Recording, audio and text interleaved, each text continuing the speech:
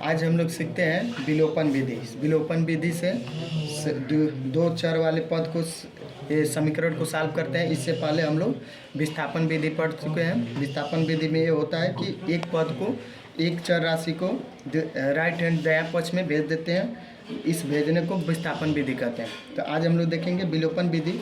इस विलोपन विधि में एक पद को हम लोग क्या करते हैं, समाप्त कर देते हैं। विलोपन का मतलब ही होता है समाप्त करना या ख़त्म करना या गायब कर देना।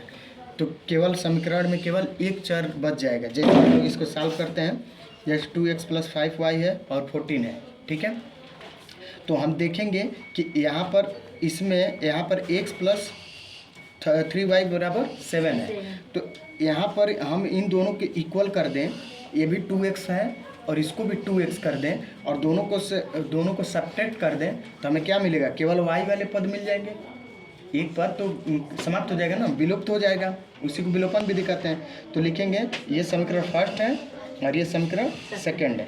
यहाँ पर लिखेंगे समीकरण सेकंड में 2 से मल्टीप्लाई कर दें तो इसके इक्वल हो जाएगा।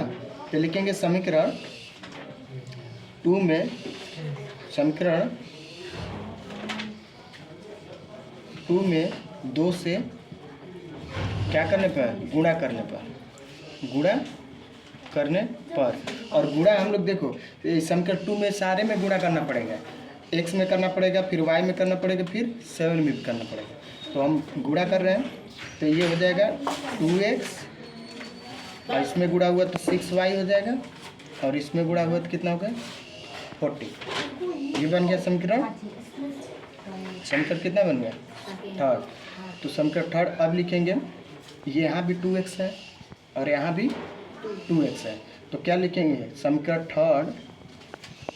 समीकरण थर्ड माइनस फर्स्ट से, ठीक है। थर्ड में से फर्स्ट को घटा दें तो ये 2x क्या हो जाएगा, एलिमिनेट हो जाएगा, ख़त्म हो जाएगा। तो जैसे ही इसमें से डायरेक्ट कर रहे हैं यहाँ पे, ठीक है, इसमें से इसको घटाए तो क्या हो जाएगा, लिख दे रहे हैं 2x + 6y = 14, ठीक है। और फर्स्ट को लिख दे रहे हैं 2x + 5y = 14, ठीक है। अब घटा रहे हैं, घटाने पे देखें यहाँ से क्या हो गया, 0 हो गया और यहाँ से क्या मिल गया, केवल y मिल गया और यहाँ क्या मिल गया, 0। तो y बराबर क्या मिल गया, 0। तो ज़्यादा सॉल्व करने की ज़रूरत नहीं पड़ी ना, करना। तो y बराबर 0 मिल गया। अब चाहिए किसका मान, x का मान।